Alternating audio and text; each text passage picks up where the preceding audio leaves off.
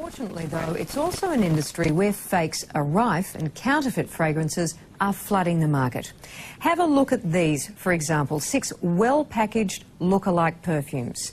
Now, we paid only $30 for all of these this morning. Of course, if they were real, we would have paid well over $300. But this counterfeit industry isn't just about being ripped off. There can also be serious side effects from using these fake fragrances, because a lot of them are laced with all sorts of questionable ingredients. And Helen Wellings investigates. Hello. Hi, These the real perfumes here? Factory seconds. Sorry? Factory seconds. Factory seconds, are they? These are illegal. The multi-million-dollar trade in counterfeit perfumes. It's rife worldwide, and Australian authorities are cracking the whip. Here, arrests during a raid by New South Wales Police Crime Command, which uncovered a Sydney warehouse hiding $1 million worth of fragrances destined for the black market, to stock dodgy retailers' shelves, market stalls like this, and online scammers. So were these. These cartons contain 1,200 bottles of counterfeit perfumes, Chanel and Tommy Hilfiger, and they've been imported into Australia from China, along with masses of counterfeit soaps, shampoos and toothpastes. But they won't reach the Australian market because Australian customs have seized the lot, and eventually they'll be destroyed. Australians are some of the biggest perfume spenders in the world. We splurge $430 million a year on women's and men's fragrances. But counterfeit imports keep flooding in. It's estimated around 10% of our purchases are knockoffs, blatant, illegal copies of the genuine perfume. Here's the fake here. There we go. That's the fake.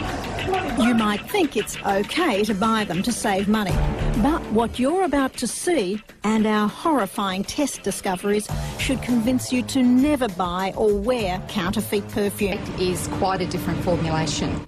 This one smells like cat urine. Soon, those laboratory results that will shock. We can find these people, we can track them down, and we have investigators who, as I said, work with us full-time throughout the year.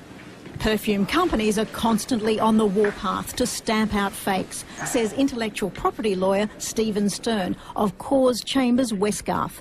He represents top designer perfume brands, including Gucci, Cartier, Hugo Boss and Louis Vuitton. They own their trademarks, which are registered at the Trademarks Office, so that if you use them, you're infringing their trademark rights.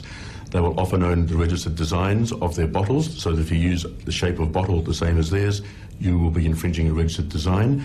They will own the copyright in their packaging, so that to use that packaging, you'll be infringing their copyright. Factory seconds, are they? Brand owners don't sell factory seconds. That's rubbish.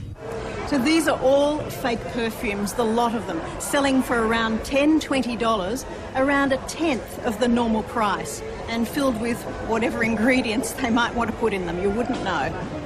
These so-called factory seconds are the ones we ingredient tested against the genuine perfumes. The penalties for supplying counterfeits? With a maximum fine of $50,000 per offence, the total fines could be enormous. And in addition to the fines, you're also facing imprisonment, maximum of 2 years per offence. But what's really sinister? The ringleaders in counterfeit goods, including perfumes, are usually based overseas, with links to organised crimes and terrorism. The first attack in 1993 on the World Trade Center is irrefutable evidence that that was funded by the sale of counterfeits, amongst other things. Secondly, there's also evidence that there was a training manual for Al-Qaeda found in either Pakistan or Afghanistan, which was encouraging recruits to fund themselves by the sale of counterfeits. Alan Rogers owns this legitimate online discount designer perfume shop. We had French perfume wearers Tracy and Karen blind test 2 of the most popular fragrances, Coco Chanel and Red Door, a squirt of the cheap counterfeit version on the left arm. No, that one's gone. Completely gone from me. It smells like cat wee. So how did you... The genuine perfumes on their right arms.